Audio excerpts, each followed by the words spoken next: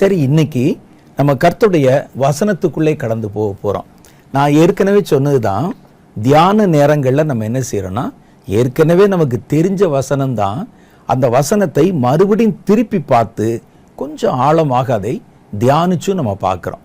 இன்னைக்கு நம்முடைய தியானத்திற்கென்று நான் எடுத்துக்கொண்ட வேத வசனம் பிலிப்பியர்களின் நிருபம் 4வது அதிகாரம் 4வது வசனத்தில் அடங்கி இருக்கிறது.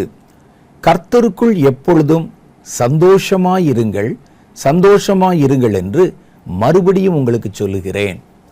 அப்ப 2 தடவை ஒரு விஷயத்தை சொன்னாலே வலியுறுத்தி சொல்றாங்க அப்படின்னு அர்த்தம். அவர் சொல்றாரு, இந்த பிலிப்பு பட்டணம் நிறைய உபத்திரவங்களுக்குள்ளே கடந்து போன ஒரு பட்டணம். பவுலும் கூட பிலிப்பு பட்டணத்தில் தான் நிறைய பாடுகளை அனுபவித்தார். சிறைச்சாலையிலே வைக்கப்பட்டிருந்தார். கைகள் கால்கள் கட்டப்பட்டிருந்தது. இந்த உபத்திரவம் நிறைந்த ஒரு சபையில் ஒவ்வொரு நாளும் ஒவ்வொரு விதமான உபத்திரவங்களை பார்த்து கொண்டிருந்த தேவனுடைய ஜனங்களுக்கு அவர் சொல்றாரு, சந்தோஷமாயிருங்கள், மறுபடியும் சந்தோஷமாயிருங்கள் என்று மறுபடியும் உங்களுக்கு சொல்லுகிறேன் என்று வலியுறுத்தி சொல்லுகிறார். தேவனுடைய பிள்ளைகள் சந்தோஷமா இருக்கணும். எப்போதும் நம்மை சுற்றிலும் எது வந்தாலும் வராட்டினாலும், வேதத்தில் சொல்லுது, அத்திமரம் துளிர்விடாமல் போனாலும் திராட்சை செடியிலே கனிகளற்று போனாலும் என் கர்த்தருக்குள் மகிழ்ச்சியாயிருப்பேன் என்று சொன்னது மாதிரி நம்ம எப்போவும் என்ன செய்யணும், கர்த்தருக்குள்ளே மகிழ்ச்சியாக இருக்கணும் என்று வேதம் தேவ ஜனங்களை குறித்து எதிர்பார்க்கிறது. பிலிப்பியர்களின் நிருபம் 3வது அதிகாரம் 1வது வசனத்தில் சொல்லும் போதும், மேலும் என் சகோதரரே கர்த்தருக்குள் சந்தோஷப்படுங்கள், எழுதினவைகளையே எழுதுவது எனக்கு வருத்தம் அல்ல, அது உங்களுக்கு நலமாயிருக்கும். சந்தோஷமா இருங்க, நான் ஏற்கனவே உங்களுக்கு சொல்லிட்டேன், மறுபடியும் சொல்லிட்டேன். எழுதுவதையே திரும்ப எழுதுவது எனக்கு கஷ்டம் இல்லை, ஆனால் அது உங்களுக்கு நன்மைக்கு உண்டாக்கும். சந்தோஷமாயிருங்கள் என்று அவர் சொல்லுகிறார். ஏன் நம்ம சந்தோஷமா இருக்கணும் அப்படின்னா, வேதம் சொல்லுது, நெகேமியாவின் புஸ்தகம் 8வது அதிகாரம் 10வது வசனத்தில், சந்தோஷமா இருப்பது தான் தேவ ஜனத்தினுடைய பலன்.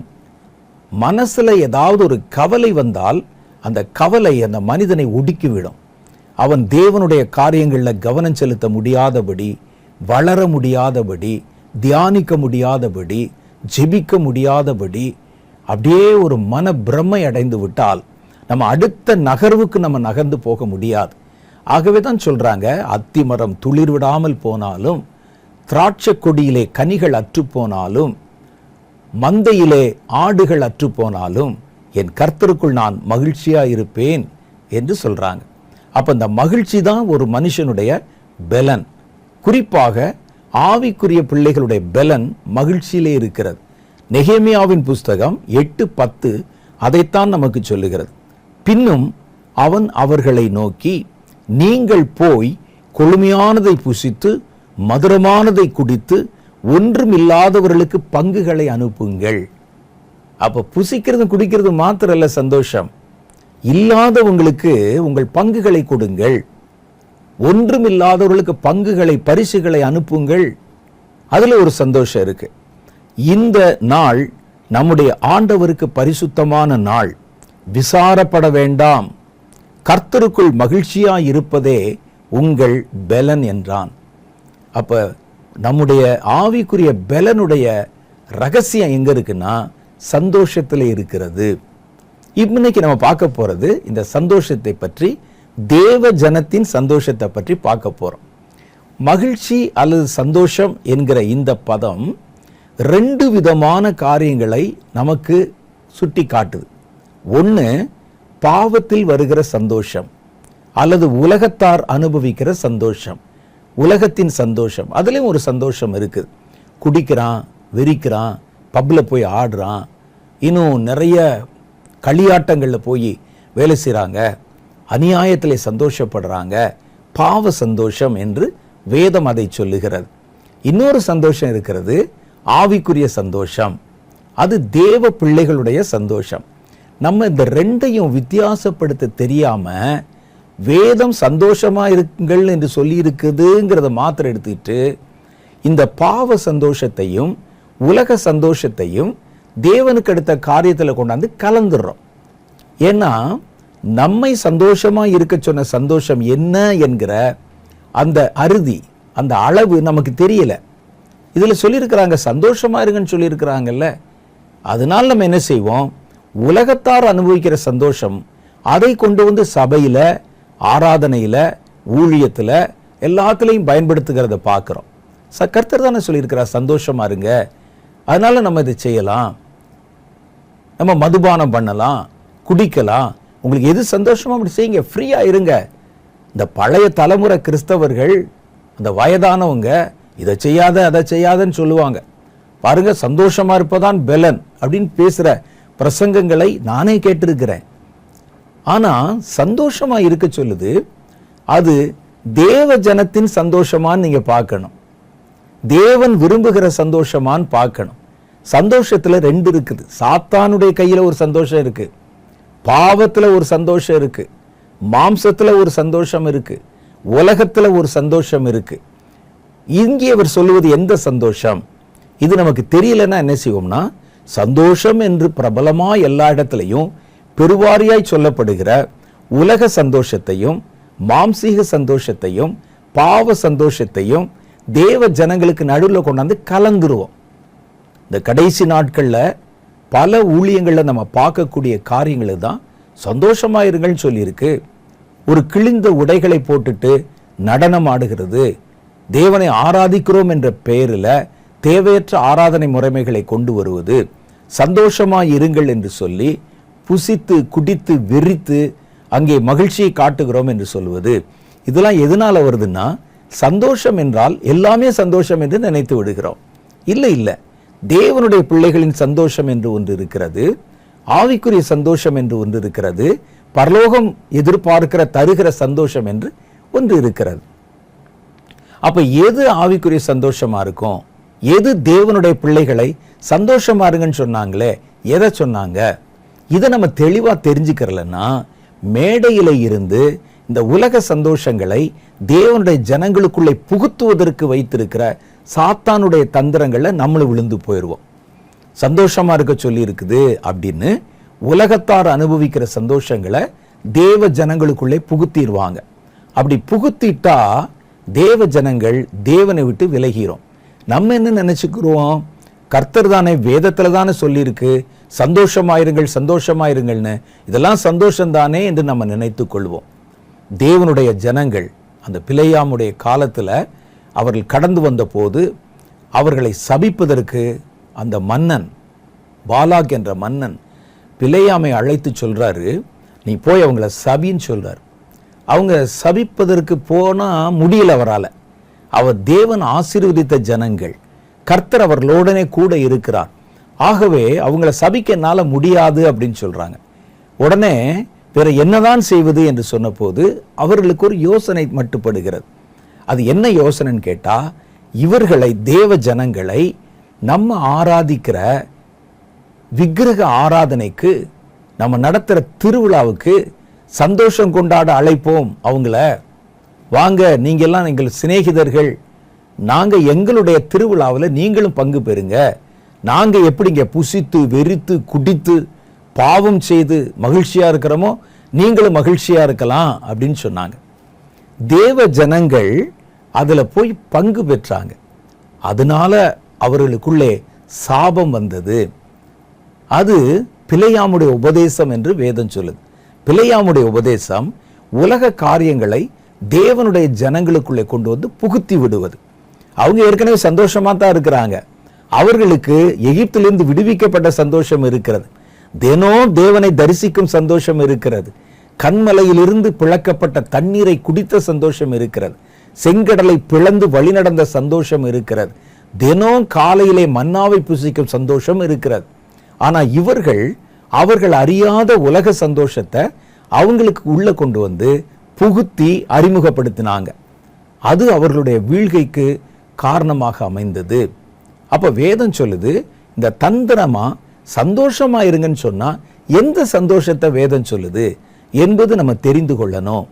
பொதுவா பார்த்தா எல்லாமே நமக்கு சந்தோஷமா தெரியும். சாத்தான் இதை பயன்படுத்தி கொண்டுதான், சில ஊழியர்களை பயன்படுத்தி கொண்டுதான் அவ என்ன செய்யறான்னா சந்தோஷம் என்ற பெயர்ல உலகத்தாருடைய சந்தோஷம், சாத்தானுடைய ஆதீனத்தில் இருக்கிற சந்தோஷம், பாவத்தினால் உண்டாகிற சந்தோஷம், மாம்சீக சந்தோஷம் போன்றவைகளை தேவ ஜனங்களுக்கு நடுவில் சந்தோஷம் என்ற பெயர்ல உள்ளே புகுத்தி விடுகிறான்.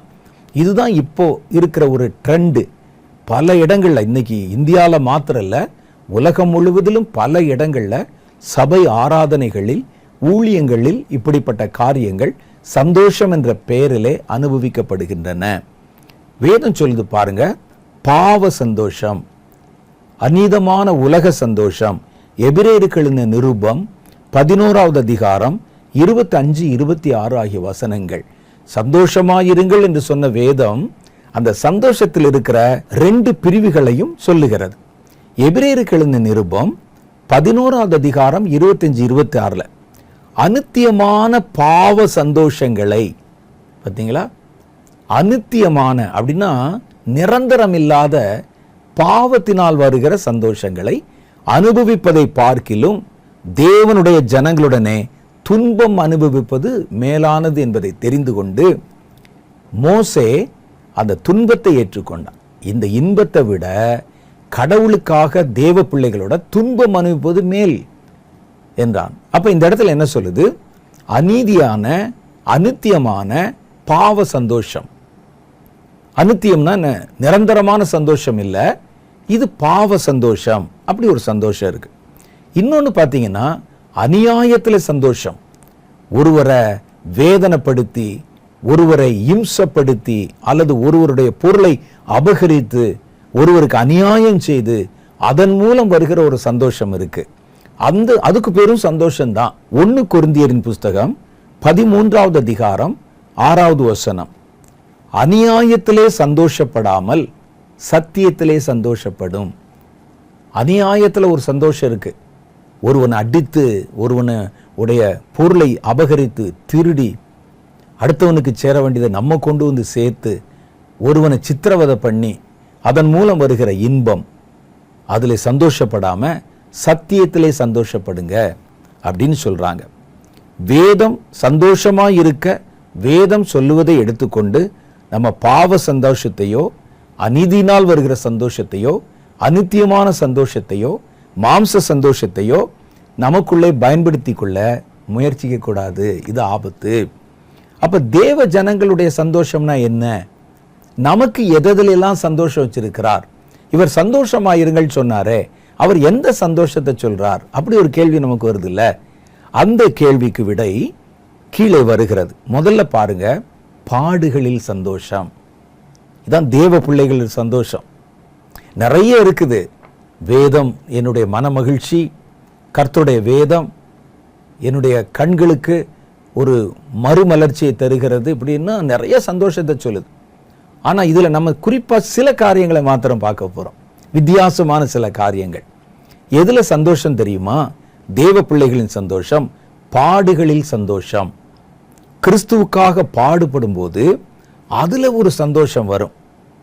அந்த சந்தோஷம், சந்தோஷமாயிருங்கள் சந்தோஷமாயிருங்கள் மறுபடியும் நான் உங்களுக்கு சொல்லுகிறேன்.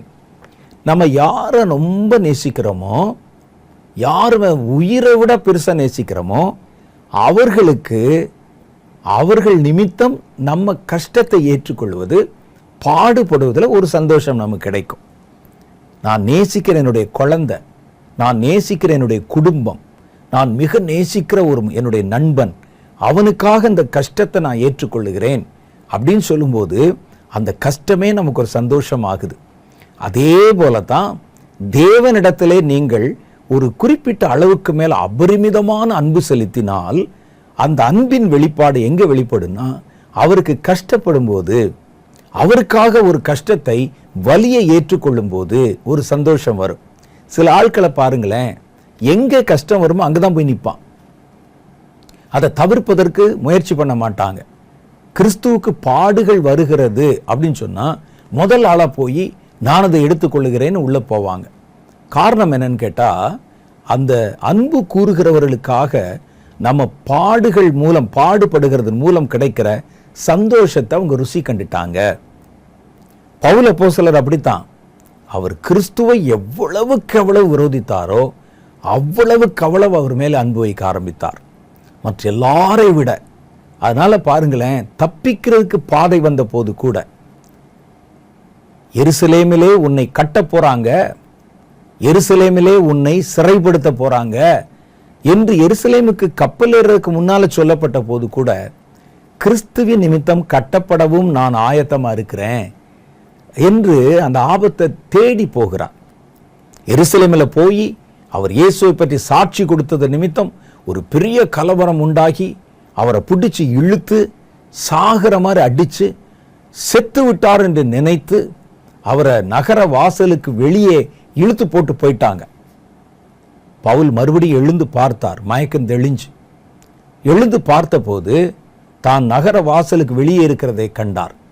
நான் எருசலேமுக்குள்ள வந்தேன், அங்க பேசல வந்தேன், உள்ள கொலை பண்ண தேடுறாங்க, உள்ளே இருக்கிறவர்கள் அவ்வளவு மார்க்க வெறியிலே மூர்க்கம் கொண்டு இருக்கிறாங்க. இவர் என்ன செய்யறாரு பாருங்க, மறுபடியும் எந்திரிச்சு தூசியெல்லாம் தட்டி விட்டுட்டு மறுபடியும் எருசலேமுக்குள்ள போய் பிரசங்கம் பண்ண ஆரம்பிக்கிறார். பாடு வருது இந்த இடத்துல சொன்னா இவர் உடனே முதல் ஆளாங்க போய் நிக்கிறத அப்போஸ்தலர் நடவடிக்கைகள்ல பவுலுடைய சரித்திரத்தை படிச்சா நிறைய நம்ம தெரிந்து கொள்ள முடியும். இந்த பாடுகள் மூலம் ஒரு சந்தோஷம் வருகிறது. நம்ம பாடுகளை பார்த்தோன்னே பயந்து ஒதுங்கிடுறோம். கிறிஸ்துவுக்காக ஒரு பாடு வருது, அங்க போயிடாதீங்க, சுவிசேஷன் சொன்னா அவ்வளவுதான் அடிச்சிருவான். அந்த ஊர்ல பாருங்க, வெளியவே சுவிசேஷன் சொல்லக்கூடாதுன்னு எழுதி போட்டிருக்கிறாங்க, இந்த இடத்துல நீங்க வரக்கூடாதுன்னு சொல்லி இருக்கிறாங்க, முரட்டாட்டம் உள்ள ஜனங்கள், இதெல்லாம் நமக்கு சொல்லப்பட்ட போதும் பரவாயில்ல, அங்க போய் சுவிசேஷன் சொல்றதுதான் எனக்கு சந்தோஷம். ஏன்னா நான் யாரை நேசிக்கிறேனோ அவருக்காக மேலோட்டமா அல்ல, கஷ்டப்பட விரும்புகிறேன். மேலோட்டமா ஒரு ஊழியத்தை செய்யல, கஷ்டப்பட விரும்புகிறேன் அப்படின்னு சொல்லிட்டு அவர் கடந்து போகிறத பார்க்கிறோம். பணம் கொடுத்து காசு கொடுத்து கோடி கணக்கில் கொடுத்து ஊழியம் செஞ்சோன்னா தான் எல்லாரும் செய்வாங்களே. ஆனா எனக்கு அதுல சந்தோஷம் இல்லை. நானே பாடுபட்டு, நானே கஷ்டப்பட்டு, நான் அன்பு கூறுகிறவருக்காக நான் என் முழு பாடுகளை ஏற்றுக்கொள்ள நான் விருப்பமாய் இருக்கிறேன்னு சொல்லி பாடுகளை ஏற்றுக்கொள்றாங்க பாருங்க, அதுல ஒரு சந்தோஷம் வருகிறது. கிறிஸ்து நம்மிடத்தில் அன்பு கூர்ந்ததுனாலேயே நமக்காக அவர் பலியானார். இது பவுலுடைய ஆங்கிள் இருந்து நம்ம சொல்லிட்டோம். கிறிஸ்துவை பாருங்களேன், கிறிஸ்து நம்ம மேல அன்பாயிருந்தார். அந்த அன்பை எப்படி காண்பித்தார் தெரியுமா?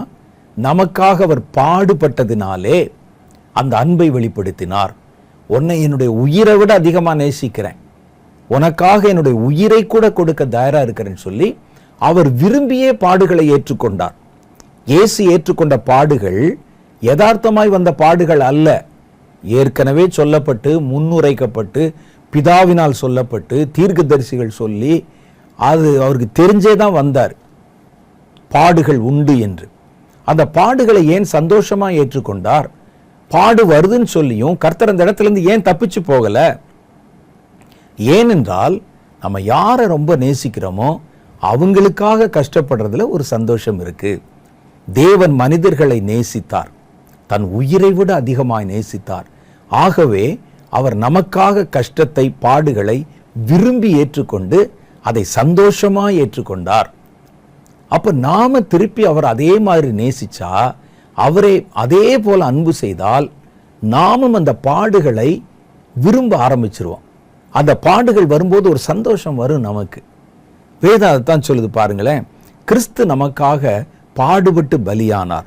எபேசியர் 5வது அதிகாரம் 2வது வசனம், கிறிஸ்து நமக்காக தம்மை தேவனுக்கு சுகந்த வாசனையான காணிக்கையாகவும் பலியாகவும் ஒப்பு கொடுத்து நம்மில் அன்பு கூர்ந்ததைப் போல நீங்களும் நடந்து கொள்ளுங்கள்.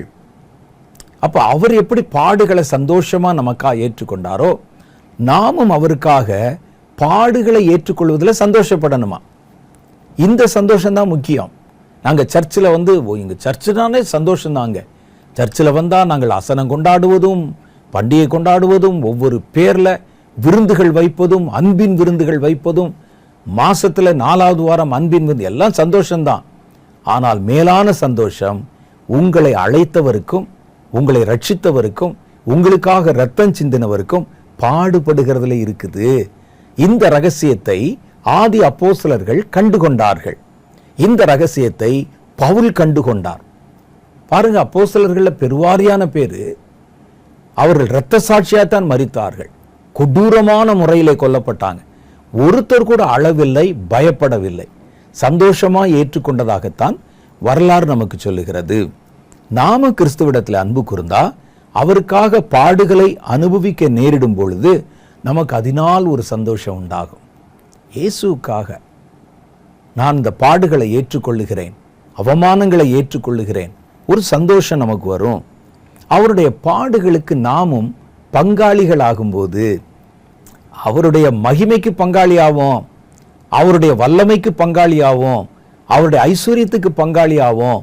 ஆனா அதை விட மேலானது என்னன்னா அவருடைய கஷ்டத்துல பங்கெடுப்பது, அவருடைய பாடுகளுக்கு பங்காளிகள். அது எவ்வளவு பெரிய ஸ்தானம் என்று யோசிச்சு பாருங்களேன். வேதம் அதைத்தான் சொல்லுகிறது. 1 பேதுருவின் புஸ்தகம் 4வது அதிகாரம் 1, 2, 3 ஆகிய வசனங்கள். கிறிஸ்துவின் மகிமை வெளிப்படும் போது நீங்கள் களிகூர்ந்து மகிழும்படியாக அவருடைய பாடுகளுக்கு நீங்கள் பங்காளிகள் ஆனதால் சந்தோஷப்படுங்கள். பார்த்தீங்களா எப்படி மேலான சந்தோஷத்தை நமக்கு முன்னால் இருந்த ஊழியக்காரர்கள் இயேசுவோடு கூட இந்த சீஷர்கள் சொல்லி தந்திருக்கிறாங்க. இன்னைக்கு நமக்கு வேறெல்லாம் சொல்லித்தர்றாங்க, சந்தோஷமா இருங்கள் என்று சொல்லி. ஆனா அவங்க எதுல சந்தோஷம் சொல்லித்தராங்க பாருங்களேன்.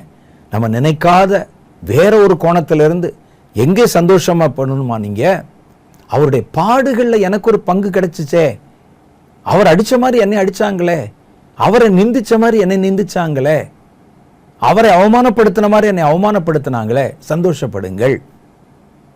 கிறிஸ்துவின் மகிமை வெளிப்படும் போது பரலோகத்தில் நம்ம போய் நிற்கும் போது நீங்கள் களிகூர்ந்து மகிழும்படி, அப்போ உங்களுக்கு சந்தோஷம் வரும்படி அவருடைய பாடுகளுக்கு நீங்கள் பங்காளிகள் ஆனதால்.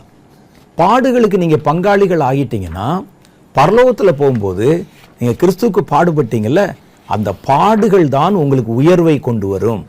அங்க சொல்லுவாங்க, கிறிஸ்து அங்கிருந்து சொல்லுவார், இவன் எனக்காக என்னென்ன கஷ்டங்கள் பட்டான் தெரியுமா, எவ்வளவு வேதனைகளை அனுபவித்தான் தெரியுமா, எவ்வளவு அலைந்தான் தெரியுமா. அதனாலதான் விரும்பி போய் பாடுகளை கிறிஸ்துக்காக பாடுபடுவதை ஏற்றுக்கொள்ளுகிறார்கள். பரலோகத்தில் போகும்போது புகழ்ச்சி உண்டாகும். அப்ப அவர் சொல்றாரு, நீங்க பரலோகத்தில் போய் நிற்கும் போது நீங்க கிறிஸ்துவுக்கு பட்ட பாடுகள் இருக்கு பாருங்க, அது உங்களுக்கு புகழ்ச்சி உண்டாக்கும். அப்போ உங்களுக்கு அதுல ஒரு சந்தோஷம் வரும். அந்த புகழ்ச்சி கிறிஸ்துவனுடைய வாயிலிருந்தே வரும். அவரே சொல்லுவார், இவன் எவ்வளவு கஷ்டப்பட்டான், எவ்வளவு பாடுபட்டான் என்று கர்த்தர் சொல்லும்போது அதுல உங்களுக்கு ஒரு பெரிய சந்தோஷம் வரும். அதை நினைச்சு நீங்க இப்ப பாடுபடும் போதே பாடுகளில் சந்தோஷப்படுங்கள் என்கிறார். ஏன் பாடுகளை சந்தோஷப்படணும்? பாடுகளை சந்தோஷப்பட்டா நித்தியத்திலே நமக்கு மகிமை உண்டாகும். பாடுகளை சகித்தால் நமக்கு நித்திய ஆளுகை உண்டாகும். நித்தியத்துல ஆளுமை செய்கிற அதிகாரம் வரும். அதனால சந்தோஷப்படணும். கர்த்தர் என் ஊழியத்துல எனக்கு அவருடைய பாடுகள்ல கொஞ்சத்தை கொடுத்தாரே அப்படின்னு நீங்க சந்தோஷப்படணும். ஏன்னா அவர் கொடுத்தாருனாலே உங்களை மறுமையிலே உயர்த்த போகிறார் என்று அர்த்தம். அப்ப கர்த்தர் நம்மை மறுமையிலே உயர்த்தி பாடுகளால, கிறிஸ்துவுக்காக படுகிற பாடுகளால நமக்கு ஆளுமை செய்கிற அதிகாரம் மறுமையிலே கிடைக்குமாம். அதைத்தான் வேதம் சொல்லுது. ஆளுகை செய்கிறவர்கள் யாரு? கிறிஸ்துவுக்காக பாடுபட்டவர்கள். 1-2 தீமோத்தேயின் புஸ்தகம் 2வது அதிகாரம் 12வது வசனம் அதைத்தான் சொல்லுது. அவரோட கூட பாடுகளை சகித்தால் அவரோட கூட ஆளுகையும் செய்வோம். நாம் அவரை மறுதலித்தால் அவரும் நம்மை மறுதலிப்பார். பாடுகளை கர்த்தர் அனுமதிக்கும் போது உங்களை பரலோகத்துல அல்லது மறுமையில ஆளுமை செய்ய உயர்த்துவதற்காகத்தான் கர்த்தர் அனுமதிக்கிறார். அது நமக்கு தெரியாம நம்ம அந்த இடத்துல மறுதலிச்சிட்டோம், இல்ல வேண்டாம் எனக்கு பயமா இருக்குதுன்னு சொல்லி போயிட்டோம், பாடுகளை ஸ்கிப் பண்ணிட்டு வேற ஒரு மார்க்கத்தை எடுத்துக்கொண்டு போகிறோம் என்றால் தேவனிடத்திலே ஆளுகையை பெற முடியாது. அதைத்தான் அங்க சொல்றாரு, அவரோட பாடுகளை சகித்தால் அவரோட ஆளுகை செய்வீர்கள். அப்ப கிறிஸ்துவுக்காக பாடுகள் வரும்போது உங்களுக்குள்ள ஒரு சந்தோஷம் வரணும். ஓ, கர்த்தர் என்னை ஆளுமை செய்வதற்காக, கர்த்தர் என் கையில அதிகாரத்தை கொடுக்கிறதுக்காக, கர்த்தர் என்னை இந்த கஷ்டத்துக்குள்ளே கொண்டு போறாரு, இந்த உபத்திரவத்துக்குள்ள கொண்டு போறாருன்னு அந்த பாடுகளில் சந்தோஷப்படுவீங்க. கட்டப்பட்டால் சந்தோஷம், அடிக்கப்பட்டால் சந்தோஷம், நிந்திக்கப்பட்டால் சந்தோஷம், பொய்யாய் குற்றம் சாட்டப்பட்டால் சந்தோஷம், எல்லாம் அவங்க அனுபவிச்சாங்க. அவரோட கூட பாடுகள் பட்டால் அவரோட கூட ஆளுகை செய்வோம். அதான் வேதம் நமக்கு சொல்லுது. ரெண்டாவது, ஏன் பாடுகள்ல நம்ம சந்தோஷப்படணும் அப்படின்னா, பாடுகள் நமக்கு நித்திய மகிமையை கொண்டு வருகிறது. பாடுகள் இல்லாம மகிமை இல்லை. கிறிஸ்துவனுடைய மகிமை என்ன தெரியுமா? அவருடைய கைகளிலும் கால்களிலும் இருக்கிற காயம், அவருடைய தலையிலே வைக்கப்பட்ட முள்முடியினுடைய அடையாளம், அவர் பட்ட பாடுகள் தான் அவருடைய மகிமை. அப்ப வேதம் சொல்லுது, பாடுகள் இல்லாம மகிமை வராது. அப்ப பாடுகள் உங்களுக்கு ஊழியத்திலேயோ கிறிஸ்துவின் நிமித்தமா வந்தா சந்தோஷப்பட்டு களி கூறுங்கள். ஏன்னா ஒரு நித்திய மகிமையிலே கர்த்தர் உங்களை பங்குள்ளவர்களாக மாற்றப் போகிறார். ரோமருடைய புஸ்தகம் 8வது அதிகாரம் 17-18 சொல்லுகிறது, நாம் பிள்ளைகளானால் சுதந்திரருமாமே, தேவனுடைய சுதந்திரரும் கிறிஸ்துவின் உடன் சுதந்திரருமாமே, கிறிஸ்துவுடனே கூட நாம் மகிமைப்படும்படி அவருடனே கூட பாடுபட்டால் அப்படி ஆகும். சும்மா பாடுபடாம நான் ரட்சிக்கப்பட்டேன், ஏதோ காணிக்கை கொடுத்துட்றேன், ஏதோ சர்ச்சுக்கு வந்துடுறேன், சட்டையில் அழுக்குப்படாம ஊழியம் செய்கிறேன், எது சேஃபான ஊழியமோ அதை செய்கிறேன், பாடுகள் இல்லாத ஒரு ஊழியத்தை செய்கிறேன் அப்படின்னு ஊழியத்தை தேர்வு செய்யலாம், ஊழியமும் செய்யலாம். ஆனால் நித்திய மகிமை அடையணும்னா வேதம் சொல்லுது, நாம் கிறிஸ்துவுடனே கூட மகிமைப்படும்படிக்கு அவருடனே கூட பாடுபட்டால் அப்படி ஆகும். பாடுபடாத கிறிஸ்தவமும் இருக்கிறது, பாடுபடாத ஊழியமும் இருக்கிறது. நல்லா பார்த்தீங்கன்னா ஊழியத்தை ஆரம்பித்தோம், அப்படியே வந்து வளருது, கிடுகிடுன்னு வளருது, ஏசியில் காரு பங்களா தோட்டம் என்று அப்படியே சம்பிரமமாக இருக்கிறோம், அப்படியே வந்து சட்டையில் அழுக்குப்படாமல் போய் நிற்கிறோம், பேசுகிறோம், வர்றோம் அப்படின்னு சொன்னால் வேதம் சொல்லுது, அவருடனே கூட பாடுகள் பட்டால் அப்படிப்பட்டவர்களுக்கு தேவனுடைய மகிமையிலே பங்கு கிடைக்கும். ஆதலால் இக்காலத்து பாடுகள் இனி நம்மிடத்தில் வெளிப்படும் மகிமைக்கு ஒப்பிடத்தக்கன அல்ல அப்படின்னு சொல்றார். இனிமே நமக்கு வரப்போற மகிமைக்கு இப்ப நம்ம படுற இந்த பாடெல்லாம் ஒண்ணுமே இல்லை. அங்க போகும்போது சொல்லுங்க, நான் இதெல்லாம் என்ன பெருசா பண்ணிட்டேன், இவ்வளவு பெரிய மகிமை அப்படின்னு சொல்லி எனக்கு அந்த மகிமை கிடைக்கும். அதனால தான் உங்க ஊழியத்திலேயோ உங்க கிறிஸ்தவ வாழ்க்கையிலேயோ கிறிஸ்துவின் நிமித்தம் பாடுகளை கர்த்தர் உங்கள் மேல் அனுமதித்தால் சந்தோஷப்பட்டு களி கூறுங்கள், பரலோகத்தில் உங்கள் பலன் மிகுதியாயிருக்கும். இயேசு சொன்ன வார்த்தை, சந்தோஷப்பட்டு களி கூறுங்க பாடுகள் படும்போது, ஏனென்றால் பரலோகத்தில் உங்களுடைய பலன் மிகுதியா இருக்கும். அப்ப கிறிஸ்துவ நிமித்தம் பாடு வரும்போதெல்லாம் நீங்க சந்தோஷப்பட பழகணும், அதுல இருக்கிற சந்தோஷத்தை ருசிக்க பழகணும், அதுல சந்தோஷப்பட பழகணும். இது தேவ ஜனத்தினுடைய சந்தோஷம். ரெண்டாவது ஒரு சந்தோஷம் இருக்குது, அது என்னன்னா விசுவாசிக்கிறதுனால் வரும் சந்தோஷம். நம்ம கடவுளை விசுவாசிக்கிறதுனால, அவர் சொன்ன வார்த்தைகளை விசுவாசிக்கிறதுனால நமக்குள்ளே ஒரு சந்தோஷம் வரும். 1 பேதுருவின் புஸ்தகம் 1வது அதிகாரம் 8-9 ஆகிய வசனங்கள் இதை நமக்கு வலியுறுத்தி சொல்லுகின்றன. 8வது வசனம் என்ன சொல்லுதுன்னா, நீங்கள் அவரை காணாதிருந்தும் அவரிடத்தில் அன்பு கூறுகிறீர்கள். அது பேர் விசுவாசம்.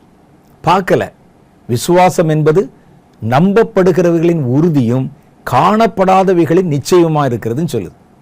காணப்படாத ஒன்றை நம்புறோம் பாருங்க, முழுசா இயேசு சொல்லிட்டாருங்கிறதுக்காக நம்புறமே, அது பேர் தான் விசுவாசம். இவர் சொல்றாரு, நீங்கள் அவரை காணாமல் இருந்தும் அவரிடத்தில் அன்பு கூறுகிறீர்கள், இப்பொழுது அவரை தரிசியாமல் இருந்தும் அவரிடத்தில் விசுவாசம் வைத்து சொல்லி முடியாததும் மகிமையால் நிறைந்ததுமாயிருக்கிற சந்தோஷம் உள்ளவர்களாய். எதனால? விசுவாசம் வைத்து அதனால சந்தோஷம் உள்ளவர்களாய் களிகூர்ந்து உங்கள் விசுவாசத்தின் பலனாகிய ஆத்தும ரட்சிப்பை அடைகிறீர்கள். அப்ப விசுவாசத்துல ஒரு சந்தோஷம் நான் பார்க்கல, ஆனா அதை விசுவாசிக்கிறேன், எனக்கு ஒரு சந்தோஷம் வருகிறது. பரலோகத்தை குறித்து வேதம் நமக்கு சொல்லுது. சில ஊழியர்கள் பிரசங்கத்தில் சொல்லியிருக்கிறாங்க, வேத வசனம் அதை சொல்லுகிறது. நான் அந்த பரலோகத்தை பார்க்கல, அப்போ நான் உட்கார்ந்து என்ன செய்கிறேன், அந்த விசுவாசிக்கிறேன். பரலோகத்தினுடைய மகிமை, பரலோகத்தினுடைய சாயல், பரலோகத்தினுடைய பரிசுத்தம், பரலோகத்திலே கர்த்தரோடு இருக்கிற அனுபவம், அதை நான் விசுவாசிக்கிறேன் பாருங்க. அந்த விசுவாசத்தை நீங்கள் கொஞ்சம் அசை போட்டால் அது உங்களுக்கு ஒரு பெரிய சந்தோஷத்தை தரும். இன்னைக்கு நான் பரலோகத்தில் இருந்தால் எப்படி இருக்கும்? பரலோகத்தில் எப்படி இருக்கும் யோசிச்சு பாருங்க. சுத்திலும் தேவதூதர்கள், எந்த விதமான மன அழுத்தமும் அங்கே கிடையாது. ஐயோ இதை செய்யணுமே அதை செய்யணுமேங்கிற அவசரம் கிடையாது. நல்ல ஒரு சந்தோஷம். எங்கே பார்த்தாலும் தேவனுடைய மகிமை, இயேசுவை முகமுகமாக பார்க்குறோம். அதை நம்ம இப்போ நேராக பார்க்கல, ஆனால் விசுவாச கண்ணில் பார்க்குறோம் பாருங்க. அப்போ நமக்கு ஒரு சந்தோஷம் வருகிறது. அவருடைய வருகையை பற்றி நினைச்சா ஒரு சந்தோஷம் வருது. அந்த வருகையை பற்றி நான் பேசும்போதெல்லாம் நம்ம விசுவாசிக்கிற காரியத்தை உங்களுக்கு அப்படியே படம் மாதிரி சொல்லுவேன். அவர் வரும்போது என்ன நடக்கும், கல்லறை எப்படி திறக்கும், நம்ம எப்படி எடுத்துக்கொள்ளப்படுவோம், பரலோகத்தில் போனால் எப்படி இருக்கும், அதெல்லாம் நம்முடைய விசுவாசம். அதை விசுவாசிக்கும் போது அதிலே நமக்கு ஒரு சந்தோஷம் வருகிறது. நித்திய ஜீவன், மரணத்துக்கு பிறகு என்ன வரும்னு யாருக்கு தெரியும்? மரணத்துக்கு பிறகு என்ன, எத்தனையோ பேர் மரிக்கிறத பார்க்குறோம். யாரும் நமக்கு சொல்லலை டெத்துக்கு பிறகு இப்படி இருக்கணும். வேதம் சொல்லுது. நம்ம என்ன செத்தா பார்த்தோம்? ஆனால் வேதம் சொல்லுவதை நம்பி விசுவாசிக்கும் போது மரணத்துக்கு பிறகு ஒரு புதிய வாழ்க்கை நமக்கு இருக்கு. அது நித்தியமான வாழ்க்கை, நித்திய ஜீவன். அதை நம்ம விசுவாசிக்கும் போது அந்த விசுவாசத்திலே ஒரு சந்தோஷம் கிடைக்கிறது. அப்ப கிறிஸ்துவனுடைய பிள்ளைகளுடைய சந்தோஷம் பாடுகள் மூலம் வரணும். ரெண்டாவது, கர்த்தரை விசுவாசிக்கிறதன் மூலம் வரணும். விசுவாசிக்கிறதுனால சந்தோஷப்பட்டா நீங்க எதையும் இழப்பதற்கு தயாரா இருப்பீங்க. வேதத்துல சொல்றது பாருங்களேன், நிறைய காரியங்கள் சொல்லுது. அவரை விசுவாசிப்பதால் வருகிற சந்தோஷம். எபிரேய சபை இருக்கு பாருங்க, அவங்க கர்த்தரை விசுவாசிச்சாங்க. அந்த விசுவாசத்தினால சந்தோஷத்தோடு எதையும் இழக்க தயாரா இருந்தாங்களாம். எபிரேய சபை விசுவாசிகள் விசுவாசத்தினாலே சந்தோஷமாய் இழந்தார்கள். தங்களிடத்தில் இருக்கிற கொள்ளையடிச்சா கூட பரவாயில்ல, நாங்க சந்தோஷமா இருக்கிறோம்னு சொன்னோம். ஏன்னா அவனுக்கு சந்தோஷம் என்பது விசுவாசத்தில் வருகிறது. நம்ம பணத்து மேல சந்தோஷம் வச்சிருக்கிறோம், வீட்டு மேல சொத்து மேல சந்தோஷம் வச்சிருக்கிறோம். ஆகவே ஒரு விசுவாசம் வச்சிருக்கிறோம். இது போன உடனே இடிஞ்சு போய் உட்கார்ந்துரும், ஐயோ போச்சேடான்னு. இவர்களுடைய சந்தோஷம் என்பது அவர்கள் விசுவாசித்திருக்கிற வரப்போகிற ராஜ்யம். அதனால இவங்களை விட்டு என்ன போனாலும் அதை பத்தி கவலைப்படலை. ஒரு 1000 ரூபாய்க்கு வீட்டில் நம்ம கையில இருந்து காணாம போச்சு, அவ்வளவுதான் மனமெல்லாம் பதறுகிறது. போச்சு போச்சு போச்சு அப்படின்னு சொல்லி சொத்து போச்சு, கவலைப்படுகிறோம், இழந்து போகிறோம். ஏன்னா நம்முடைய விசுவாசம் அதுல இருக்கு. நம்ம சேர்த்து வச்செல்லாம் போச்சே, அடுத்து என்ன செய்ய போறோம்? ஆனா வேதம் சொல்லுது, இந்த எபிரேய சபை விசுவாசிகள் இது மேலெல்லாம் விசுவாசம் வைக்கல. இனி வருகிற ராஜ்யத்தின் மேலும் கிறிஸ்துவின் மேலும் விசுவாசம் வச்சிருந்தாங்க. அதனால அந்த சந்தோஷத்தை யாரும் அபகரிக்க முடியவில்லை. அவர்கள் இழக்க நேரிட்ட போதிலும் அதை சந்தோஷமா ஏற்றுக்கொண்டாங்க. என்ன பணம் தானே, போட்டும், இது என்ன நம்முடைய அந்தஸ்து தானே, போகட்டும், எனக்கு இதை விட பெருசு இருக்கு. அதை விசுவாசிக்கிறனால தான் இந்த இழப்பை அவர்களால் ஏற்றுக்கொள்ள முடிந்தது. கர்த்தர் கொடுத்தார், கர்த்தர் எடுத்தார், அது விசுவாசம் தானே. யோபுவுக்கு பாருங்க, 1-2 நஷ்டம். ஆடு மாடுகள் கொள்ள போயிருது, பிள்ளைகள் மரித்து போறாங்க, விபத்துல வேலைக்காரர்கள் மரித்து போறாங்க. ஆனா அவர் என்ன சொல்றாரு? கர்த்தர் கொடுத்தார், கர்த்தர் எடுத்தார். என்னுடைய விசுவாசம் அவர் கொடுத்தது மேல இல்ல, கொடுத்தவர் மேல இருக்குது அப்படின்னு சொன்னார். அதே விசுவாசத்தை தான் எதிர்பார்க்கிறாங்க. பாருங்க, எபிரேயர் 10:32 சொல்லுது, முந்தின நாட்களை நினைத்துக் கொள்ளுங்கள், நீங்கள் பிரகாசமாக்கப்பட்டிருந்த அந்த நாள்ல உபத்திரவங்களாகிய மிகுந்த போராட்டத்தை சகித்தீர்கள். நிந்தைகளாலும் உபத்திரங்களாலும் நீங்கள் வேடிக்கையாக்கப்பட்டதும் அல்லாமல் அப்படி நடத்தப்பட்டவர்களுக்கு பங்காளிகளுமாக இருந்தீர்கள். உங்களை எல்லாம் வேடிக்கை பண்ணி கேலி பண்ணி, பாரா கிறிஸ்துவன், கிறிஸ்து போறாரு அப்படிலாம் கிண்டல் பண்ணி எல்லாத்தையும் சகிச்சிங்க. நான் கட்டப்பட்டிருக்கையில் நீங்கள் என்னை குறித்து பரிதபித்ததும் அன்றி பரலோகத்தில் அதிக மேன்மையும் நிலையும் உள்ளதுமான சுதந்திரம் உங்களுக்கு உண்டாகும் என்று விசுவாசித்து அல்லது அறிந்து உங்கள் ஆஸ்திகளை சந்தோஷமாய் கொள்ளையிட கொடுத்தீர்கள். என்ன சொல்றாரு பார்த்தீங்களா? பரலோகத்தில் எங்களுக்கு சொத்து இருக்குது, பரலோகத்தில் எங்களுக்கு சுதந்திரம் இருக்கிறது என்பதை நம்பினதுனால உங்கள் ஆஸ்திகளை சந்தோஷமாய் கொள்ளையிட கொடுத்தீர்கள்.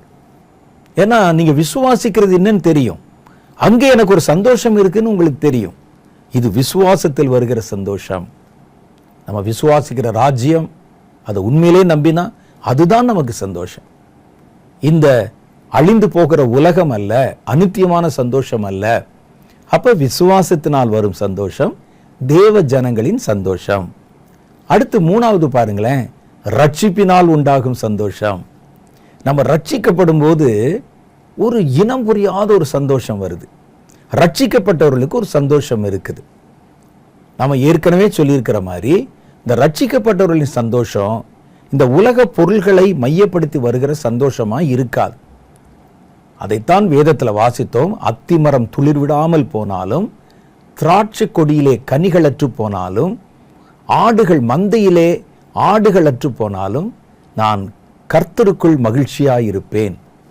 அப்ப பார்த்தீங்களா, என்னுடைய மகிழ்ச்சி என்பது என்னுடைய மந்தையில் ஆடு பெருகி இருக்குதா, திராட்சை செடியில கனி இருக்குதா, அத்தி மரம் பழுத்துருச்சா, இதை பற்றியெல்லாம் நான் பார்க்கறது இல்லை. என்னுடைய சந்தோஷம் ரட்சிப்பின் தேவனிலே களி கூறுகிறேன் என்பதாக அமைகிறது. சங்கீத புஸ்தகம் 14வது அதிகாரம் 7வது வசனம் சொல்லுது, சீயோனில் இருந்து ரட்சிப்பு வருவதாக, கர்த்தர் தமது ஜனத்தின் சிறையிருப்பை திருப்பும் போது, அதாவது ரட்சிக்கும் போது, யாக்கோபுக்கு களிப்பும் இஸ்ரவேலுக்கு மகிழ்ச்சி உண்டாகும். நம்ம ரட்சிக்கப்பட்ட நாளை நீங்கள் கொஞ்சம் நினைச்சு பாருங்களேன். இந்த ரட்சிப்பினால என்னென்ன வருதுன்னு சொல்லி அப்பெல்லாம் நமக்கு தெரியாது. பிரசங்கத்தில் யாரும் பாயிண்ட் எல்லாம் போட்டு நமக்கு சொல்லலை. என்னுடைய அனுபவம் அப்படித்தான். நான் போன பொழுது என்னுடைய பாவங்களை அறிக்கை செய்யன்னு சொன்னாங்க.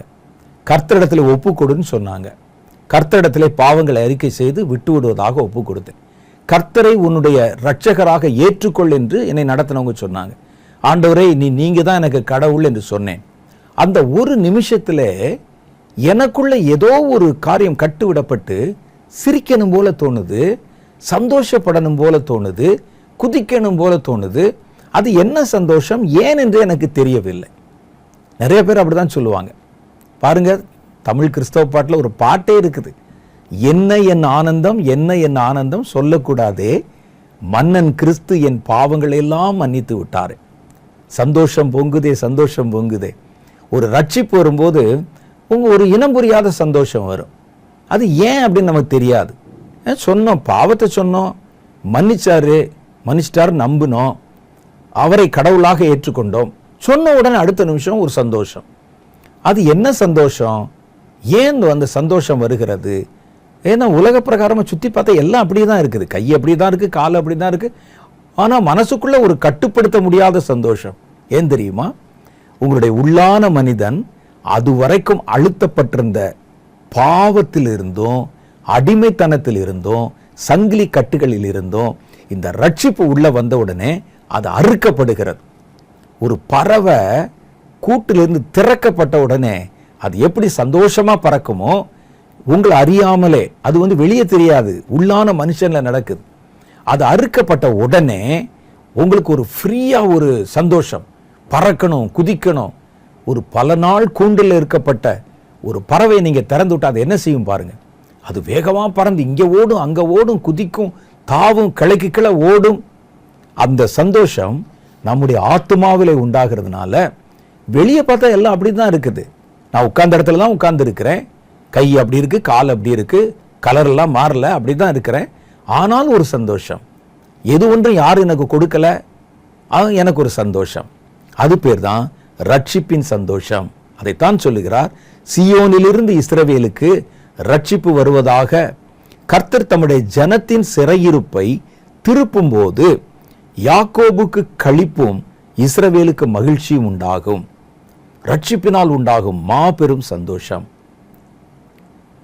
இந்த சகைவை பாருங்களேன், அவன் குள்ளனாய் இருந்தபடினால மரத்து மேல போய் ஏறி உட்கார்ந்து இருந்தாரு. அப்ப கர்த்தர் அவரை அழைக்கிறார். அழைத்த மாத்திரத்திலே அவனுக்கு சந்தோஷம். கர்த்தர் கூப்பிட்டாருன்னு கர்த்தர் சொல்ல, இன்றைக்கு இந்த வீட்டுக்கு ரட்சிப்பு வந்தது. அவன் சந்தோஷமா அவரை பின்பற்றி கடந்து போனான். அப்ப இது ரட்சிப்பினால் உண்டாகிற ஒரு சந்தோஷம். இந்த ரட்சிப்பின் சந்தோஷம் என்பது ரட்சிக்கப்பட்ட ஒரு நேரத்தில் மாத்திரம் உண்டாகிறது அல்ல. அது ரட்சிப்பின் சந்தோஷம் என்பது ரட்சிக்கப்பட்ட நேரத்தில் வர்ற அனுபவம் இருக்கு பாருங்க, அது துவக்கம். இந்த ரட்சிப்பின் சந்தோஷம் எப்பவுமே நம்முடைய மனதில் தங்கிவிடும். அப்பதான் நீங்க இழந்தாலும், உங்கள் கையில் இருக்கிற எது போனாலும், நஷ்டப்பட்டாலும், கஷ்டப்பட்டாலும் உங்களால் சந்தோஷமாக இருக்க முடியும். பவுலும் சீலாவும் எப்படி சிறைச்சாலையில் சந்தோஷமாக இருக்க முடியுது, பாட முடிந்தது. கையில் விலங்கு, காலில் விலங்கு, தொழு மரத்தில் கட்டப்பட்டிருக்கிறாங்க. எப்படி இருக்க முடிந்தது? அது ரட்சிப்பு சந்தோஷம். கையை கட்ட முடிஞ்சிச்சு, காலை கட்ட முடிஞ்சு, அவருடைய ரட்சிப்பை கட்ட முடியல. அப்போ இந்த சந்தோஷத்திலே நம்ம சந்தோஷப்பட வேண்டும் என்று வேதம் நமக்கு சொல்லுகிறது. அடுத்து, ரட்சிக்கப்பட்டவர்கள் சந்தோஷத்தை எப்படி வெளிப்படுத்துவான் தெரியுமா? உங்களுக்கு ரட்சிப்பின் சந்தோஷம் இருந்தா அந்த சந்தோஷத்தினாலே நீங்கள் கர்த்தருக்கு ஊழியம் செய்வீங்க. அப்ப கர்த்தருக்கு ஊழியம் செய்யும்போது நமக்கு ஒரு சந்தோஷம் உண்டாகும். வேதத்தில் பாருங்க, ஏசாயா தீர்க்கதரிசியின் புஸ்தகம் 12வது அதிகாரம் 2-5 வரைக்கும் உண்டான வசனம் சொல்லுகிறது. உள்ளான மனிதனிலே ஒரு மாற்றம் உண்டாகி ஒரு ரட்சிப்பு வந்து அவனுடைய மனதிலே ஒரு உண்மையிலே ரட்சிப்பினால் உண்டான மகிழ்ச்சி தோன்றினால் அதை மற்றவர்களுக்கு பகிர்ந்து கொள்ளாமல் இருக்கவே முடியாது. எல்லாருக்கும் போய் சொல்லணும். அது பேர் தான் ஊழியம். அந்த உண்மையிலே ரட்சிப்பின் சந்தோஷத்திலே நம்ம நிறைந்திருந்தா அந்த சந்தோஷத்திலே ஊழியம் செய்வோம். அந்த ஊழியத்தினால் நமக்கு இன்னொரு சந்தோஷம் கிடைக்கும். ஏன்னா நம்ம நம்புகிறவர், நமக்கு மகிழ்ச்சியை கொடுத்தவர், விடுதலையை கொடுத்தவரை மற்றவர்களுக்கு சொல்லி நம்ம அவருக்கு ஊழியம் செய்யறோமே, அந்த ஊழியத்தில் ஒரு சந்தோஷம். ஏசாயா தீர்க்கதரிசியின் புஸ்தகம் 12வது அதிகாரம் 2-5 சொல்லுது பாருங்க. இதோ தேவனே என் ரட்சிப்பு, நான் பயப்படாமல் நம்பிக்கையாயிருப்பேன். கர்த்தராகிய யெகோவா என் பெலனும் என் கீதமுமானவர், அவரே எனக்கு ரட்சிப்புமானவர். அவர் ரட்சிக்கப்பட்டார். தேவன்தான் என்னுடைய ரட்சிப்பு. நீங்கள் ரட்சிப்பின் ஊற்றுக்களிலிருந்து மகிழ்ச்சியோடு தண்ணீரை மொண்டு கொள்வீர்கள். அக்காலத்தில் நீங்க அந்த சந்தோஷம் வந்த உடனே, ரட்சிப்பின் மகிழ்ச்சி வந்த உடனே நீங்கள் சொல்லுவது, சந்தோஷத்தில் என்ன சொல்லுவீங்க? கர்த்தரை துதியுங்கள். யாருக்கு? பக்கத்தில் இருக்க மற்றவங்களுக்கு. கர்த்தரை துதியுங்கள், அவர் நாமத்தை தொழுது கொள்ளுங்கள், அவருடைய செய்கைகளை ஜனங்களுக்குள்ளே அறிவியுங்கள், அவருடைய நாமம் உயர்ந்ததென்று பிரஸ்தாபம் பண்ணுங்கள், கர்த்தரை கீர்த்தனம் பண்ணுங்கள், அவர் மகத்துவமான கிரியைகளை செய்தார், இது பூமி எங்கும் அறியப்பட கடவது என்பீர்கள். உங்களுக்குள்ள ரட்சிப்பினால சந்தோஷம் வந்துருச்சுங்கிறத எப்படி கண்டுபிடிக்கலாம் தெரியுமா? நீங்க ரட்சிக்கப்பட்டிருக்கீங்களா? அந்த ரட்சிப்பின் சந்தோஷம் உங்களுக்குள்ள வந்திருக்குதா? ரட்சிக்கப்பட்டா சந்தோஷம் வரும். அந்த ரட்சிப்பின் சந்தோஷம் வந்தால் என்ன செய்வீங்கன்னா, உங்களை அடக்கி கொள்ள முடியாது. அந்த ரட்சிப்பு வந்த உடனே என்ன செய்வாங்கன்னு ஏசாயா சொல்றார். அவங்க என்ன செய்வாங்களாம்? கர்த்தரை துதியுங்கள். பக்கத்தில் இருக்கவங்களுக்கு கர்த்தரை துதியுங்கள், அவர் நாமத்தை தொழுது கொள்ளுங்கள், அவருடைய செய்கைகளை ஜனங்களுக்குள்ளே போய் அறிவிங்க. பார்த்தீங்களா? இதான் ரட்சிப்பின் மகிழ்ச்சியினால் உண்டாகிற விளைவு. நான் ரட்சிக்கப்பட்டேங்க, நீங்க சொன்ன மாதிரி குதிக்கணும் போல தான் இருந்தது, நீங்க சொன்ன மாதிரி சிரிக்கணும் போல இருந்துச்சு, எனக்கு நான் சபையிலே சிரித்தேன், ஆனால் அதுக்கப்புறம் வந்து வீட்டில் அப்படி இருக்கேன்னு சொன்னால் அது உண்மையான ரட்சிப்பின் சந்தோஷம் அல்ல. ரட்சிப்பின் சந்தோஷம் என்பது அது முழுமை பெறும்போது உங்களால் சும்மா இருக்க முடியாது.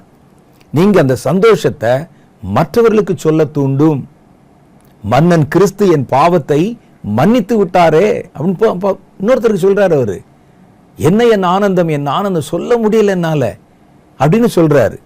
அப்ப ரட்சிப்பின் சந்தோஷம் உங்களுக்குள்ளே, உண்மையான ரட்சிப்பு நம்ம அடைந்திருந்தால், அந்த ரட்சிப்பினால உண்டாகிற சந்தோஷம் நம்மை நிறைத்திருந்தால் அது ஊழியமாக வெளிப்படும். அந்த சந்தோஷத்தினுடைய விளைவு, அந்த ஊழியத்தை செய்யும்போது அதுல ஒரு சந்தோஷம் வரும். இதெல்லாம் தேவ பிள்ளைகளுக்கு, தேவ ஜனங்களுக்கு கர்த்தர் வைத்திருக்கிற சந்தோஷங்கள். இதை விட்டுட்டு சும்மா போய் டான்ஸ் ஆடுறதோ, ஒரு சபையில எல்லாரும் சேர்ந்து புகை போட்டு ஆடுறதோ, கர்த்தர் சந்தோஷமா இருக்க சொல்லிக்கிறார், நீ அவரை பார்த்து சிரி, நீ இவரை பார்த்து சிரி, என்னை பார்த்து சிரி, நான் உன்னைய பார்த்து சிரிக்கிறேன், இது இல்லை. தேவ ஜனங்களுடைய சந்தோஷம் என்பது வித்தியாசமானது. அது பாடுகளிலே சந்தோஷப்படுகிறது, விசுவாசத்திலே சந்தோஷப்படுகிறது, ரட்சிப்பிலே சந்தோஷப்படுகிறது. 4வது ஒரே ஒரு காரியத்தை வேகமா பார்த்துடலாம். வேதத்தினால் சந்தோஷம், வேத வார்த்தைகளால் சந்தோஷம். சங்கீத புஸ்தகம் 119 சொல்லுகிறது, 77, 92 ஆகிய 2 வசனம். நான் பிழைத்திருக்கும்படி உமது இரக்கங்கள் எனக்கு கிடைப்பதாக, உம்முடைய வேதம் என்னுடைய மன மகிழ்ச்சி. பைபிளை நீங்க ஆழமா படிச்சு பாருங்க. அதுல இருக்கிற ஒரு சந்தோஷம் அது சொல்லி தெரிவதல்ல. அது தேனிலும் தேனிலும் மதுரமானது. அதை படிச்சா தான் தெரியும். மணிக்கணக்கா படிப்பாங்க. வேதம் என்னுடைய மன மகிழ்ச்சி என்கிறார். என்னுடைய மகிழ்ச்சி எங்க இருக்கு? பைபிள்ல இருக்குது. கர்த்தர் பேசின வார்த்தையில் இருக்குது. 92 சொல்றாரு பாருங்க, உமது வேதம் என் மன மகிழ்ச்சியா இராமல் இருந்திருந்தா, அது அல்லது இதை இப்படி கூட நம்ம எடுத்துக்கொள்ளலாம், உங்க வேதம் என் மன மகிழ்ச்சியா இல்லாம வேற ஏதோ ஒன்று என்னுடைய மன மகிழ்ச்சியா இருந்திருந்தா என் துக்கத்திலே நான் அழிந்து போயிருப்பேன். வேதம் என்னுடைய மன மகிழ்ச்சியா இருந்ததுனால தான் நான் இன்றைக்கு உயிரோடு பிழைத்திருக்க முடிகிறது. உமது வேதம் என் மன மகிழ்ச்சியா இராதிருந்தால் என் துக்கத்திலே நான் அழிந்திருப்பேன். வேதத்தை தவிர வேற ஏதோ ஒன்று, குடிப்பதோ விரிப்பதோ அல்லது ஆடுவதோ பாடுவதோ, இதுதான் என்னுடைய மகிழ்ச்சி என்று நான் இருந்திருந்தால் துக்கம் வரும்பொழுது அமிழ்ந்து போயிருப்பேன். நான் எனக்கு எது உண்மையான மன மகிழ்ச்சி, என்னை விடுவிக்கும் மன மகிழ்ச்சி, பலப்படுத்தும் மன மகிழ்ச்சி என்பதை நான் அறிந்திருக்கிறேன். உம்முடைய வேதம் மாத்திரம் இல்லாமல் இருந்திருந்தால் நான் என் துக்கத்திலே அழிந்து போயிருப்பேன். நான் ஒருபோதும் உடைய கட்டளைகளை மறக்க மாட்டேன். அவைகளெல்லாம் நீர் என்னை உயிர்ப்பித்தீர் என்று சொல்லுகிறார். ஏன் வேதம் நமக்கு சந்தோஷம்னா, வேதம் நம்முடைய ஆவிக்குரிய உணவு. வேதம் சொல்லுது. இது 2 விதமான உணவை குறித்து கர்த்தருடைய வேதம் சொல்லு. என்னன்னா, குழந்தைகளுக்கான உணவு பால், குழந்தைகளுக்கான உணவு, அதுவும் வேதம் தான். 2வது பலமுள்ளவர்களுக்கான உணவு. ஒரு நல்ல ஃபுட்டு கிடைச்சிச்சுன்னா, உணவு கிடைச்சிச்சுன்னா சந்தோஷம் தானே? அது சாப்பிட்றது சந்தோஷம் தானே? ஒரு குழந்தை பாருங்களேன், குழந்தைக்கு வேலையே எப்பவும் அப்படியே கொஞ்ச நேரம் தூங்குவது, எந்திரிச்சோடனே சாப்பிடுவது, பாலை குடிப்பது, அதில் தான் அவருக்கு சந்தோஷம். அது கொஞ்சம் நேரம் தாமதமான கத்த ஆரம்பிச்சிடும். அப்போ உணவு நமக்கு ஒரு சந்தோஷம். கர்த்தருடைய வேதம் என்பது உணவை போல நமக்கு சந்தோஷத்தை கொடுக்கிறது. குழந்தைகளுக்கு பாலை போல சந்தோஷம் கொடுக்குது. கொஞ்சம் வளர்ந்தவர்களுக்கு பலமுள்ள ஆகாரத்தை போல, நல்ல ஒரு பலமான ஆகாரம், அந்த ஆகாரத்தை சாப்பிடும்போது நமக்கு எப்படி சந்தோஷம் வரும், அந்த சந்தோஷத்தை தருகிறது. எபிரேயருடைய புஸ்தகம் 5வது அதிகாரம் 13-14 சொல்றாங்க, பால் உண்கிறவன் குழந்தையாய் இருக்கிறான். அப்போ குழந்தை மாதிரி ஒரு உணர்வு. நீங்கள் புதிதாய் பிறந்த குழந்தைகளைப் போல களங்கமில்லாத திருவசனமாகிய ஞான பாலின் மேல் வாஞ்சியாயிருங்கள். 1 பேதுரு 2:5 சொல்றார். அப்ப வேத வசனம் புதுசா படிக்கிறவங்களுக்கு பால் போல, குழந்தைக்கு பால் கொடுக்கிற மாதிரி அதை ஆக்ட் பண்ணும், கிரியை செய்யும்.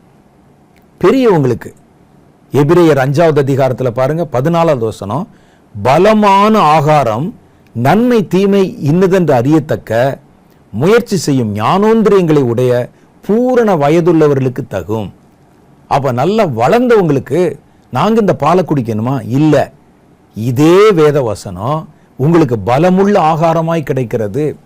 அப்போ ஒரு ஆகாரம் ஒரு மனிதனுக்கு சந்தோஷத்தை கொடுக்கிறது, வளர்ச்சியை கொடுக்கிறது, ஒரு மனிதனை நிலை நிற்க வைக்கிறது, ஜீவனை அது உயிர்ப்பிக்கிறது. சாப்பிட்ற சந்தோஷம் தானே? அதுல விதவிதமா வகை வகையா உணவுகளை சாப்பிடுவது ஒரு மகிழ்ச்சி. அது மாதிரி சரீரத்துக்கு உண்டான உணவுகள் நமக்கு தெரியும்.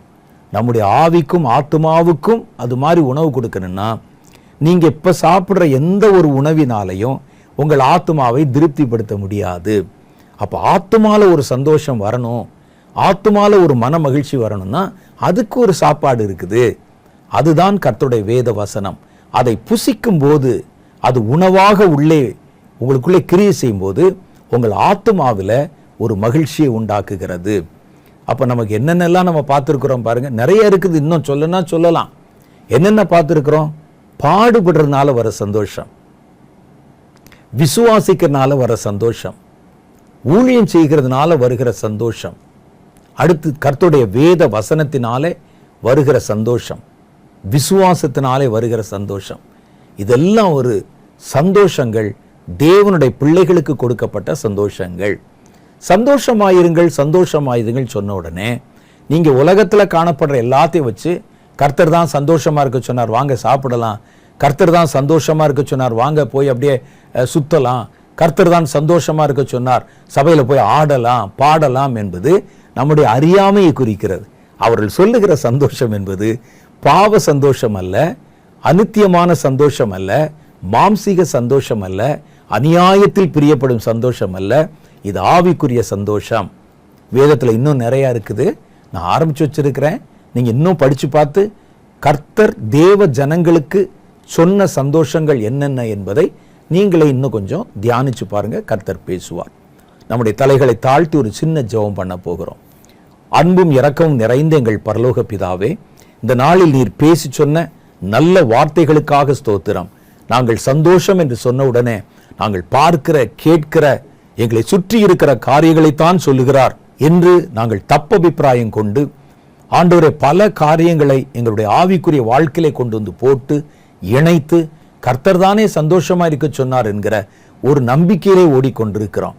அறியாமை உள்ள ஊழியர்களிலே பலரும் இந்த காரியத்தை தான் சந்தோஷம் என்று ஜனங்களுக்கு அறிமுகப்படுத்தி வச்சிருக்கிறாங்க. இன்னைக்கு நீர் எங்களுடைய கண்களை திறந்து நீர் தேவ ஜனங்களுக்கு வைத்திருக்கிற சந்தோஷம் என்ன என்ன என்பதை தெளிவுபட பேசினீர்.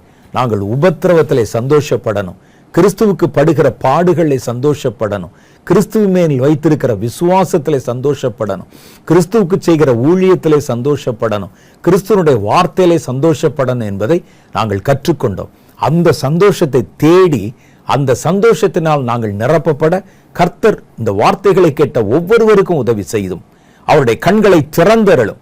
இன்னும் ஆவிக்குரிய சந்தோஷங்கள் வேதத்தில் எங்கெல்லாம் சொல்லப்பட்டிருக்கிறதோ அதெல்லாவற்றையும் நீர் எங்களுக்கு வெளிப்படுத்தி காண்பித்து உம்முடைய ஜனம் சந்தோஷமாய் இருக்கவும், சந்தோஷமே உங்களுடைய பலன் என்று சொல்லப்பட்ட பலனை அவர்கள் பெற்றுக்கொள்ளவும் உதவி செய்யும். இந்த வார்த்தைகளை கேட்ட ஒவ்வொருவரையும் பேர் பேராய் ஆசீர்வதியும். இந்த வாரத்தை அவர்களுக்கு ஆசீர்வாதமாய் மாற்றி தாரும். குடும்பத்தில் இருக்கிற ஒவ்வொருவருடைய தேவைகளை சந்தியும். அவருடைய போக்கையும் வரத்தையும் ஆசீர்வதியும். அவருடைய பொருளாதாரத்தை ஆசீர்வதியும். பிள்ளைகளை ஆசீர்வதியும். அவருடைய எல்லைகள் முழுவதிலும் பூரண சமாதானம் விளங்க கர்த்தர் உதவி செய்தருளும். அவருடைய வாழ்க்கையிலே சந்தித்து வருகிற போராட்டங்கள், பிரச்சனைகள் எல்லாவற்றையும் இந்த வாரத்தில் ஒரு முடிவுக்கு கொண்டு வரும் ஆண்டவரே. சத்துருடைய எந்த விதமான வல்லடிகளுக்கும் இவர்கள் ஆளாகாதபடிக்கு நீர் தம்முடைய செட்டையின் மறைவில வைத்து மூடி அவர்களை பாதுகாத்துக் கொள்ளும். சகல பொறுப்புகளை கர்த்தர் ஏற்று எங்களை வழிநடத்தும். ஆசீர்வதியும். இயேசுவின் மூலம் எங்கள் ஜெபங்களை ஏற்றுக்கொள்ளும் எங்கள் பிதாவே, ஆமென். கர்த்தர் நம்முடைய ஜெபத்தை கேட்டார். இன்னைக்கு நம்ம அறிந்து கொள்வதற்கு நல்ல வார்த்தைகளை தந்திருக்கிறார். தொடர்ந்து அறிந்து கொண்ட வார்த்தைகள்ல நிலைத்திருங்க. பாவ சந்தோஷத்தினால் அல்ல, தேவன் நமக்கு தந்த ஆவிக்குரிய சந்தோஷங்கள் திரளாக இருக்கிறது. அதிலே சந்தோஷப்படுங்க. கர்த்தருடைய வருகை பரிந்தும் கர்த்தருடைய ஆவியானவர் உங்களை காத்துக் கொள்வாராக. ஆமென்.